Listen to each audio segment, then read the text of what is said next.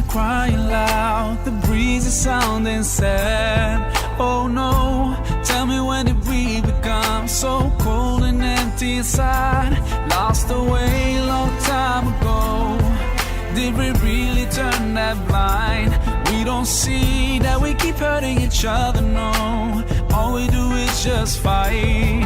Now we share the same bright sun, the same round moon. Why don't we share the same love? Tell me why not? Life is shorter than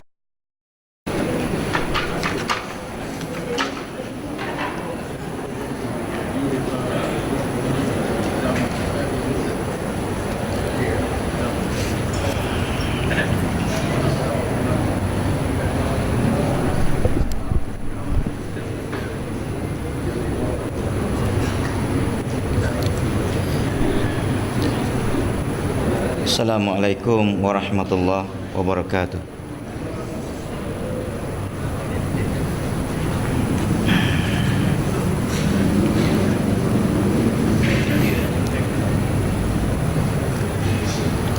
Muka surat 434.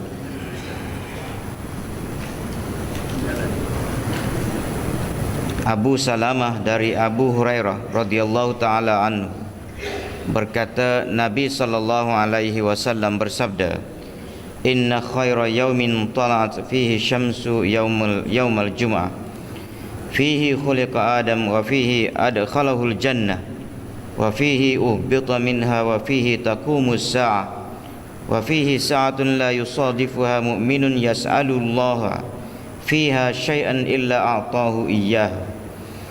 Qala Abu Salamah, qala Abdullah bin Salam, qad araftu tilka as-sa'ah wa hiya akhiru sa'atin nahar wa hiya as-sa'ah allati khuliqa fiha Adam alaihi salam.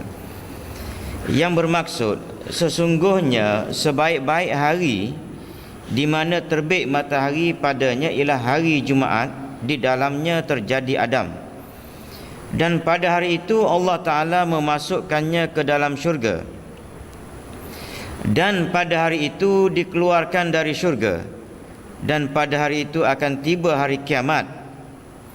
Dan dalam hari itu ada satu saat yang paling dimakbulkan doa. Tiada seorang mukmin yang bertepatan dengan saat itu lalu ia sedang minta kepada Allah, melainkan pasti diberikannya oleh Allah.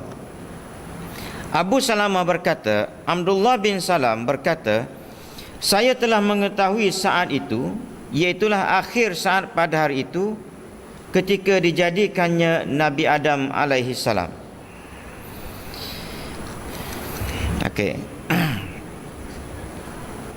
Jadi hadis ini dia masih lagi menceritakan tentang kelebihan hari Jumaat.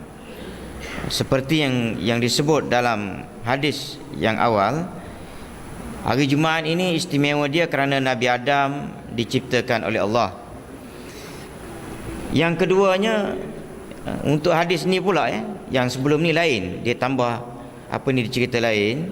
Tapi untuk hadis ini dia cerita Nabi Adam bila diciptakan oleh Allah, dia masuk dalam syurga pada hari Jumaat. Lepas tu dikeluarkan balik kerana pelanggaran, kerana orang panggil ialah maknanya pelanggaran arahan Allah, jangan makan al-khuldi, jangan dekat dengan pohon.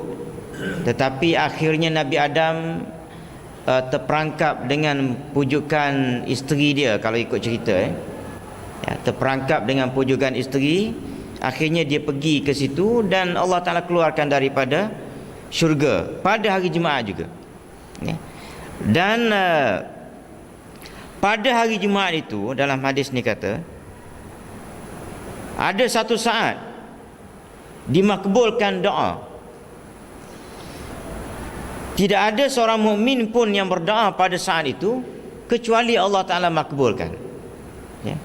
Jadi dalam seminggu ni tuan-tuan, dia ada dalam satu hari. Dalam satu hari, dari sudut kita nak supaya doa kita ini cepat dimakbulkan oleh Allah, maka kalau kita nak ambil hari, Waktu dia malam. Waktu dia malam. Baik, kalau kita nak ambil minggu, maka harinya ialah hari Jumaat. Baik, hari Jumaat ni dia tidak tentukan bila time dia.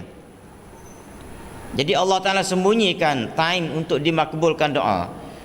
Dimakbulkan maknanya Allah Ta'ala terima, Allah Ta'ala mudah terima dan dengar dan terima doa kita itu. Jadi dalam hari Jumaat tu ada satu waktu Allah Ta'ala sembunyikan. Jadi bila disembunyikan, maka pandai-pandailah kita cari. Jadi bila kita nak mencari time tersebut, maknanya pada hari Jumaat kena fokus kepada ibadat lebih sikit. Dan ini satu keistimewaan kepada orang-orang yang sudah pun bersara. Dah habis kerja berapa tahun? 35 tahun, 25 tahun kerja. Allah Ta'ala bagi rezeki bersara. Jadi kalau bersara pun, time tu pun tak boleh cari juga. Sayanglah. Dan bila orang bersara ni, maknanya orang yang sudah rapat dengan alam perkuburan. Dan bila sudah rapat dengan alam perkuburan, maka tak ada benda yang saya rasa lah yang kita kena banyak doa supaya Allah Ta'ala makbulkan. Pertama sekali, mati dalam keadaan baik. Mati dalam keadaan baik, mati tengah semayang ke, mati tengah baca Quran, tengah berzikir, tengah duduk dalam masjid, mati di Mekah. Jangan duk risau lah. Ni ada setengah ni kadang-kadang dia risau, nak berdoa supaya mati Mekah ke, ataupun ialah risau takut mati Mekah. Tuan-tuan, bila mati di rumah pun anak tak sedar dah. Anak kita pun tak sedar dah. Maknanya tentang anak menangis ke, anak kelahi berbuat harta pesaka pun kita tak sedar dah. Mati Mekah pun lagu tu juga. Cuma bezanya mati Mekah bagus. Paling tidak maknanya yang sembahyang mayat kita itu ialah orang baik, wali-wali pun ramai. Imam Masjidil Haram sendiri yang sembahyangkan. Jadi jangan dulu takutlah. Cuma bila nak pergi ke Mekah tu, kok maknanya mati sana, pesan awal-awal lah, maknanya wasiat awal-awal. Jadi itu benda yang kita kena minta. Sebab apa dia? Kita tahu dah time kita ni sudah rapat 56, 60 ingat gini, rapat. Kalau ambil angka Nabi 63, nak rapat ke dinding lah. Kalau dah 63, umur kita 60 kan, maka pada masa itu alangkah baik kalau kita banyakkan berdoa supaya mati dalam keadaan baik. Satu, mati dalam keadaan baik. Kita hak mati itu dalam keadaan baik. Yang kedua, doakan juga supaya anak bini kita pun baik. Kita bukan tak nampak anak cucu kita ni berserabut, tak semayangnya, tak pakai tudung. Tapi cuba tanya sekali-sekala lah, ada ke tidak kita berdoa supaya Allah Ta'ala ni bagi hidayah kepada anak cucu kita supaya semayang dan pakai tudung hak perempuan tu? Ada ke tak? Seminggu sekali, ataupun ialah tiap hari lagi bagus. Kalau tiap hari pun tak ada doa tu, maka ambil seminggu sekali. Jadi seminggu sekali bila? Hari Jumaat lah. Pasal apa seminggu sekali hari Jumaat? Sebab kita dah pencen. Ini saya cerita ni orang pencen ni. Saya tak nak cerita orang yang tak pencen. Dia ada excuse lah, maknanya orang panggil, dia kerja boleh keluar pukul 12.30 kan. Time tu lah pun kalau dia nak bagi tumpuan untuk nak berzikir ke, nak berdoa. Ini hak tak ada kerja ni. Jadi ambil time tu. Jadi dalam seminggu ada satu hari, hari Jumaat, Allah Ta'ala sembunyikan time makbul. Dalam setahun pula Allah Ta'ala sembunyikan satu time yang istimewa, iaitu Lailatul Qadar dalam bulan Ramadan. Sebulan tu Allah Ta'ala kata, bila-bila masa aku boleh bagi time tu. Dia kata dalam bulan Ramadan. Cuma pakat teka lah belaka kan. Nabi pun bagi gambaran, dia kata standby 10 akhir Ramadan. Tapi ulama kata dah, dia kata 20 tu start dah. Bahas lagi, dah dia kata sepanjang Ramadan tu boleh berlaku Lailatul Qadar. Dan ada ulama membahaskan juga Lailatul Qadar itu berlaku sepanjang tahun. Ya. Jarang membahaskan itu kan. Tapi ada ulama membahaskan begitu. Kalau baca Inna anzalna fi Lailatul Qadar itu, maknanya ditafsirkan Lailatul Qadar ni sepanjang masa. Ya, sepanjang masa, bukan saja Ramadan. Tetapi pandangan jumhur ataupun kebanyakan ulama, dia letak Lailatul Qadar tu dalam bulan Ramadan. Dan diperkecilkan lagi akhir Ramadan itu 10 Ramadan kan. Dan ada yang kata start 17, ada juga pandangan yang kata kalau sekiranya nuzul Quran itu jatuh pada hari Jumaat, maka malam itu adalah malam Lailatul Qadar. Itu pandangan-pandangan semualah. Senang cerita ginilah, sepanjang Ramadan ibadat. Sebab Allah Ta'ala sembunyi dalam tu. Dia sembunyikan Lailatul Qadar dalam bulan Ramadan. Itu je. Jadi sepanjang bulan Ramadan tu start daripada awal. Sebab tu start daripada awal ni pahaman kata start daripada awal ni, itu yang ramai daripada awal tu, ramai sembahyang tarawih kan. Jadi dia pakai hak tu lah, pendapat tu. Hak mana kata dia kata akhir mungkin dapat Lailatul Qadar, itu hak pertahan. Ya, hak pertahan buat tarawih sampai akhir. Ya. Dan istimewanya Lailatul Qadar ini, selain daripada gandaan, gandaan berganda-ganda dia punya ibadat yang kita buat tu, ialah di saat itu juga doa kita makbul.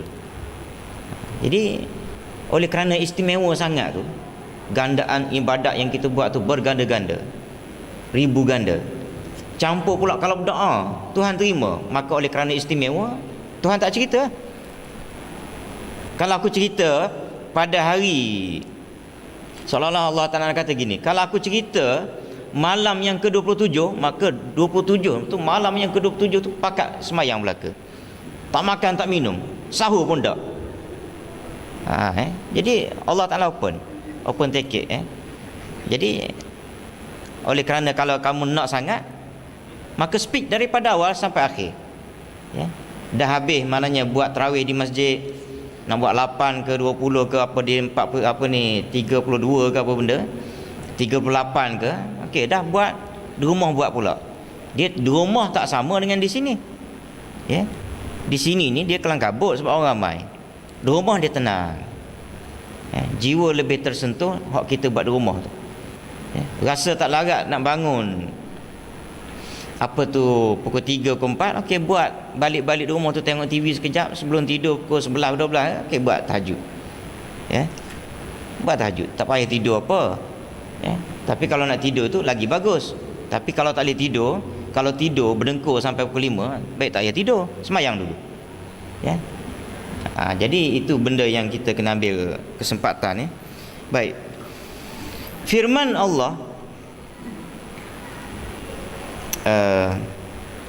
sebelum saya terlupa, sebab semalam ada satu orang tanya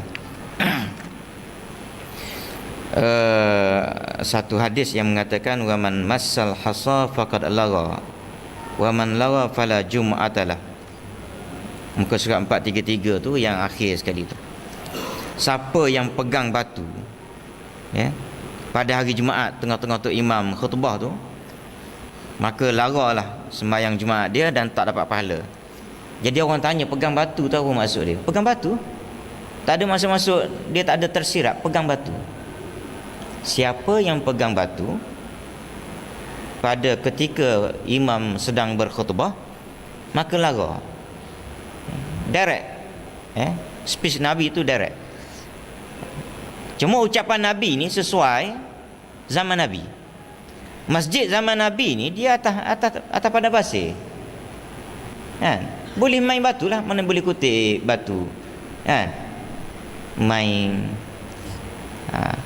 Nak tahu tuan-tuan mungkin tak nampak, iya ke tak atas padang pasir ni. Tuan-tuan ingat balik mak ayah kita waktu tua dulu. Kalau ada gambar cuba tengok balik. Gambar Masjidil Haram sendiri masa zaman tok nenek kita dulu bukan lama pun. 100 tahun 200 tahun yang lepas. Nabi ni 1400 tahun lebih dah. Cerita maknanya hadis Nabi ni. Ni apa ni tok nenek kita dulu ni 200 tahun 100 tahun lepas. Masa tu Kaabah tu, depan Kaabah tu sembahyang atas batu. Atas batu. Bukan macam sekarang ni maknanya dengan marmarnya, dengan sejuknya, atas batu. Jadi Nabi kata, ialah oleh kerana ada batu tu, sambil-sambil dengar khutbah tu, pegang ambil batu main. Jadi lara. Habis kita sekarang selamatlah, tak ada batu dah. Kita pun lebih kurang juga duduk kutip kuku kaki. Duduk kutip apa ni, duduk buang kuku. Itu maknanya lebih kurang. Dan ada ulama yang menyatakan masa berkhutbahnya imam bukan setakat duk main kaki ke nak buang kuku ke, bahkan bertasbih dengan benda-benda lain pun tak boleh. Dikira makruh. Dia kena dengar betul. Sebab tu kita katakan bahawa khutbah tu biar berisi kalau nak suruh lagu tu. Tapi kalau sekiranya tidak berisi, Jabatan Agama sendiri supply apa ni orang panggil isi khutbah yang orang panggil tidak menarik perhatian, duk cerita pasal nyamuk Aedes ke, duk cerita pasal air tak ada, kena jimat cermat. Jadi benda tu kalau cerita lagu tu, itu yang orang duk mengantuk, duduk main kaki ke apa benda. Jadi kena ada isi. Barulah maknanya orang bagi perhatian, dan kena pendek. Nak suruh orang fokus ni tuan-tuan, khutbah Jumaat ni pertama kena berisi benda yang menyentuh kata orang kehidupan manusia tu sendiri, terutama sekali dari sudut agama.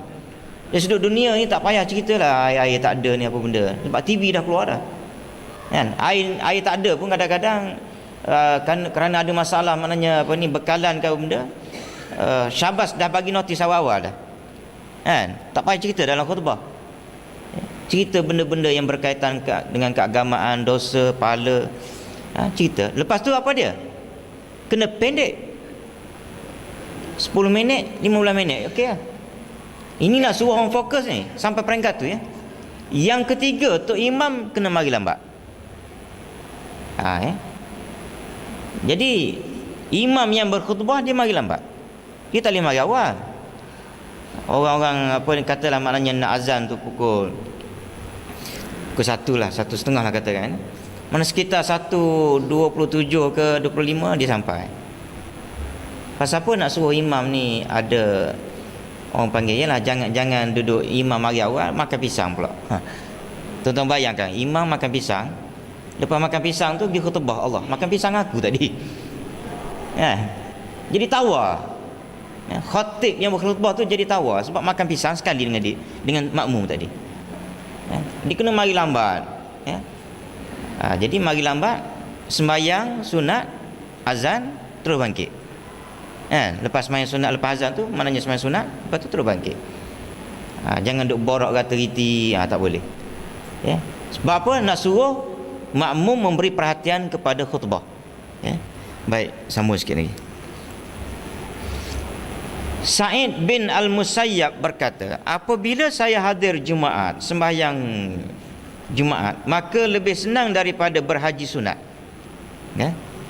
Ini Sa'id bin Al-Musayyab ni pun maknanya orang hebat, dan dia kata kalau saya hadir sembahyang Jumaat, maka lebih senang daripada berhaji sunat. Berhaji sunat yang kedua, ketiga.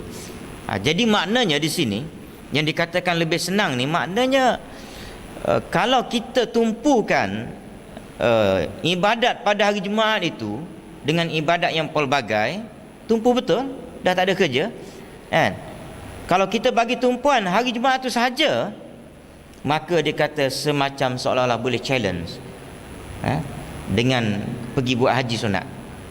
Haji sunat haji yang kedua, ketiga. Jadi tak payah pergi sana dah. Pada maknanya beribadat pada hari Jumaat saja. Itu nak gambarkan bahawa hari Jumaat ini sebenarnya adalah hari untuk kita memberi tumpuan kepada ibadat. Jadi kita di Selangor tak boleh lah Kalau ada pun setakat ni yang duk bertahan, Terengganu, Kelantan, Perlis lagi. Kedah. Perlis dah habis 3 ni je tinggal lagi. Johor pun dah habis dah. Tinggal 3 negeri je lagi. Kelantan, Terengganu, Kedah yang cuti pada hari Jumaat. Ka'bul Ahbar berkata, bila saya minum secawan api lebih baik daripada minum secawan khamar. Dan jika minum secawan khamar lebih baik daripada tidak sembahyang Jumaat. Dan bila tidak sembahyang Jumaat lebih baik daripada melangkahi leher orang-orang. Jadi nak gambarkan sembahyang Jumaat ni, saya ada jumpa lah satu orang punya, tapi bukan nak cerita dia ni jaga sembahyang Jumaat tak. Cuma dia ni orang panggil, walaupun dia jahat tetapi dia tak nak jadi kafir Islam ni. Mari jabat saya betul. Dia cerita masalah dia gini. Jadi saya kata ginilah, maknanya nak tanya sikit, sembahyang tak? Dia tergamam bila tanya sembahyang ke tak tu, dia tergamam. Dia kata, yalah saya memang tak sembahyang, dia kata. Cuma sembahyang Jumaat je saya jaga, dia kata. Jadi hak sembahyang Jumaat ni, dia kata, saya memanglah maknanya jaga, tapi jaga pun orang panggil, kalau Jumaat pertama saya tak sembahyang, Jumaat kedua saya tak sembahyang, Jumaat ketiga saya mesti sembahyang. Saya tanya pasal apa pula? Dia kata lah, dengar ustaznya kata kalau 3 kali tak sembahyang Jumaat betul-betul jadi kafir, dia kata. Itu saya bila dengar gitu tuan-tuan, maknanya tak sembahyang orang tu tak sembahyang macam mana, jahat macam mana sekalipun dia tak nak jadi kafir. Sebab tu orang macam ni lah tuan-tuan yang kita nak tackle masa sembahyang, dalam khutbah sembahyang Jumaat tu. Touch terus hati dia, supaya dia ada iman tu. Iman ada dalam hati dia, standby je, nak tunggu orang periduk je. Periduk dengan tazkirah, dengan ingatan, dengan inzar, dengan peringatan supaya Allah supaya dia takut pada Allah. Periduk sikit je. Bila periduk tuan-tuan, dia akan mari tu rapat dengan agama. Sebab dia sendiri dia cakap, saya tak ada pasal, saya buat tak tahulah. Saya kata, kenapa pula mesti Jumaat ketiga kena sembahyang? Jadi dia kata, saya tak naklah jadi kafir sebab dengar ceritanya 3 kali sembahyang tak sembahyang Jumaat berturut-turut ni jadi kafir. Maknanya orang takut, orang nak jaga Islam. Sebab tu jangan dihina sangat beria kepada orang yang kelihatan tak sembahyang. Kita kena tanya kenapa dia tak sembahyang. Kadang-kadang macam saya sebut, kadang-kala orang ramai menentang Islam ke, tak sembahyang ke, jauh daripada agama ni kerana kegagalan pendakwah ataupun ulama dan ustaz sendiri di dalam menyampaikan risalah Islam. Approach dia tu. Baik, kalau tengok di sini dia kata apa dia? Saya minum secawan api. Saya minum secawan api lebih baik daripada saya minum secawan khamar. Maknanya khamar ni teruk. Minum api itu lagi bagus daripada minum khamar. Jadi benda ni tuan-tuan, kalau cerita ni kadang-kadang bila cerita benda lagu ni, jadi orang yang minum arak tu dia tersentak sekejap. Begitu ajaran agama memberi inzar, ingatan yang menakutkan. Minum api lebih baik daripada minum khamar. Minum arak, khamar ni arak. Macam ni lah, ada ulama kata apa dia? Pelihara seekor babi lebih baik daripada pelihara anak yang tak sembahyang. Jadi takkan tak terasa lagi anak kita tak sembahyang. Hak dah balik 15 tahun ke atas, hak 10 tahun tu baru kena rotan sikit-sikit, tak sembahyang. Ni hak 15 tahun tak sembahyang ni dah balik, hak perempuan 12 tahun. Simpan seekor babi di rumah tu lebih baik daripada simpan dia. Tuan-tuan balik pandanglah kepada anak cucu yang tak sembahyang. Baik, ini minum secawan secawan api lebih baik daripada minum secawan khamar. Dan jika minum secawan khamar lebih baik daripada tidak sembahyang Jumaat. Pula dah. Khamar tu teruk sangat dah. Ya. Tetapi dia kata minum secawan khamar ataupun secawan arak itu lebih baik daripada tak sembahyang Jumaat. Ini elok sangat ni kalau benda lagu ni. Dilontarkan dalam khutbah Jumaat supaya orang hak minum arak tadi berasa, ataupun orang yang tak sembahyang Jumaat tadi berasa minum arak tu lebih baik daripada tak sembahyang Jumaat. Minum arak ni tuan-tuan, orang minum arak kalau takdir dia mati ke apa benda, maka bila ditanam dalam kubur, adalah maknanya dalam kitab menyebut bila ditanam dalam kubur maka Allah Ta'ala akan palingkan. Dah orang balik semua, Allah Ta'ala palingkan muka dia daripada menghadap kiblat jadi belakang. Benda-benda ni pun cerita banyak kali. Takut juga orang minum arak ni pun. Dan bila tidak sembahyang Jumaat itu lebih baik daripada melangkahi leher-leher orang tengah-tengah sembahyang, kerana orang panggil menghina orang sembahyang. Abu Hurairah radhiyallahu taala anhu berkata, ketika Rasulullah sallallahu alaihi wasallam bersabda, membaca ayat di atas mimbar, tiba-tiba Ibnu Mas'ud bertanya kepada Ubay bin Ka'ab, bilakah turun ayat itu? Dan di lain riwayat Abu Darda yang bertanya kepada Ubay bin Ka'ab. Ubay bin Ka'ab ni tok guru zaman Sayyidina Umar pun, Sayyidina Umar sendiri pun refer kepada dia, kepada Ubay bin Ka'ab. Sampai dia pernah tanya kepada Ubay bin Ka'ab, takwa ni lagu mana tok guru? Takwa yang tiap minggu kita dengar, semalam pun dah dengar juga, hendaklah kamu bertakwa kepada Allah. Jadi Ubay bin Ka'ab kata, macam mana kalau kamu berjalan di tengah padang yang luas, lepas tu ada duri tengah malam pula? Umar kata, saya akan berjalan dengan berhati-hati supaya tidak terpijak duri. Dia kata takwa ni lagu tu lah. Takwa ni kalau kamu nak tahu kamu ni ada takwa ke tak, kamu buat kerja ni mikir dulu. Sebagaimana kamu mikir nak pijak mana ni malam-malam buta ni tengah padang, takut jumpa terpijak duri. Kalau awak tak pernah mikir tentang kehidupan dalam dunia ni, tak mikir bab mati, tak mikir bila nak ambil rasuah pun tak mikir, bila kata orang bercakap dengan bini tak mikir bini terasa hati ke tak, kecil hati ke tak atas nama dia perempuan, mentang-mentang dia perempuan, mentang-mentang bini kita, maka kita hina dia, kita macam tak pandang muka dia kerana dia bini kita, kerana di bawah tanggungjawab kita, tanpa memikirkan. Nabi kata, aku adalah orang yang terbaik li ahli, kepada isteri. So isteri pun lagu tu juga. Sebagai isteri, kalau betul dia bertakwa, takut pada Tuhan, maka bila nak bercakap dengan suami, mikir suami aku terasa hati ke tak. Anak pun lagu tu juga. Kita dengan kawan-kawan kita pun lagu tu juga. Kita punya komunikasi, interaksi dan komunikasi. Jadi itu berkenaan dengan takwa. Baik. Abu Darda bertanya kepada Ubay bin Ka'ab, bilakah turun ayat itu?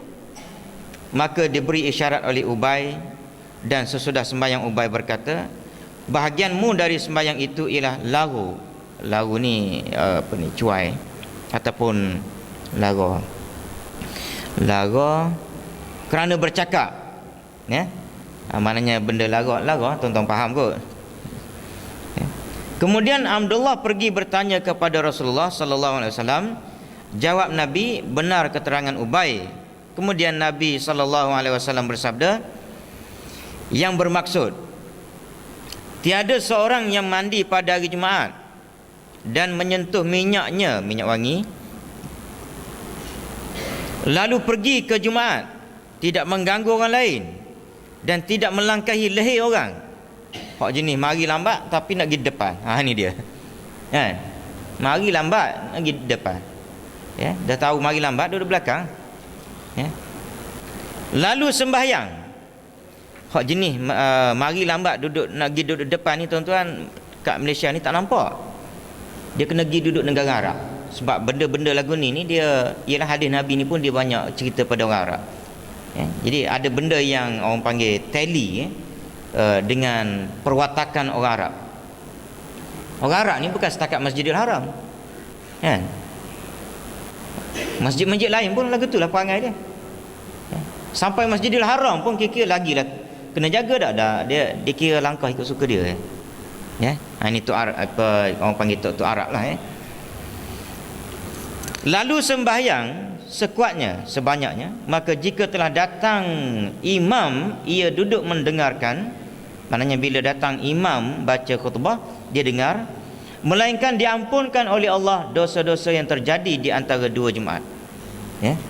Jadi kalau begitu keadaan orang-orang yang melayani hari Jumaat, maka dosa dia antara dua Jumaat itu akan diampunkan oleh Allah Ta'ala. Kita ambil sikit lagi. Kita ambil terjemahan terus. Rasulullah sallallahu alaihi wasallam bersabda, hari Jumaat Sayyidul Ayyam adalah merupakan penghulu kepada segala hari. Wa a'zamuha indallah wa huwa a'zamu indallahi min yaumil fitri wa min yaumin nahri. Hari Jumaat ialah hari yang besar di sisi Allah, bahkan lebih besar daripada hari raya Aidil Fitri dan juga Aidil Adha. Dan di dalamnya ada 5 kelebihan. Dalam hari Jumaat itu ada 5 kelebihan. Pada hari itu Allah Ta'ala menjadikan Adam, satu. Yang kedua, Allah Ta'ala menurunkan ke bumi, dikeluarkan daripada syurga ke bumi. Ketiga, pada hari itu mati Nabi Adam. Seterusnya pada hari itu ada saat mustajab. 5. Pada hari Jumaat itu ada saat mustajab, doa kita. Tiada seorang yang berdoa apa-apa pada saat itu melainkan Allah pasti memberinya, selama tidak minta yang haram. Dan pada hari itu akan bangkit kiamat, berlakunya kiamat, dan tiada seorang malaikat muqarrab, yang hampir dengan Allah Ta'ala, yang malaikat-malaikat lah, di langit atau di bumi, melainkan ia merasa khawatir, yakni dia merasa sayang pada hari Jumaat. Jadi malaikat pun dia rasa sayang pada hari Jumaat. Wallahualam. Maghrib nanti kita, ini untuk yang orang yang selalu buka puasa kat sini, kita ada 2 blok. Blok sana orang yang sentiasa selalu berbuka di Masjid Rahimah. Yang blok atas sikit ni, ini anak-anak yatim daripada kaki tangan Petronas. Dia akan bawa anak yatim serta dengan pegawai dia 100 orang lebih kurang. Jadi kalau mari nak buka sini, maknanya tuan-tuan belah sana saja, belah tempat yang biasa. Yang belah sini ni dia blok anak yatim. Yang kedua 3 hari bulan, 3 hari bulan ni 8, kita akan ada penyampaian sumbangan untuk anak-anak yatim. Jadi tuan-tuan yang rasa nak bagi sumbangan pada anak-anak yatim tu boleh bagi sumbangan tersebut isi dalam tabung yang disediakan. Jadi kutipan selama setahun tu yang ada dalam tabung tu kita akan bagi pada 3 bulan 4 ni lah. 3 bulan 8. Okey. 3 hari bulan juga insya-Allah imam daripada Mesir akan jadi imam kat sini, solat tarawih. Jadi kita dapat 2 imam Arab. Di Melaka, Ketua Menteri Melaka kata kita tak gembira orang Arab mari ke Malaysia jadi tu imam. Bos Melaka kata. Wallahualam. Bismillahirrahmanirrahim. Alhamdulillahirabbil alamin wassalatu wassalamu ala asyrafil anbiya'i wal mursalin. Allahumma ighfir lana dhunubana wa liwalidina warhamhum kama rabbawna shighara. Wa li jami'il muslimina wal muslimat wal mu'minina wal mu'minat al-ahya. Allahumma ij'alna minal ladzina yastami'una al-qawla fayattabi'una ahsana. Wa sallallahu ala Muhammadin wa ala alihi wa sahbihi. Alhamdulillah.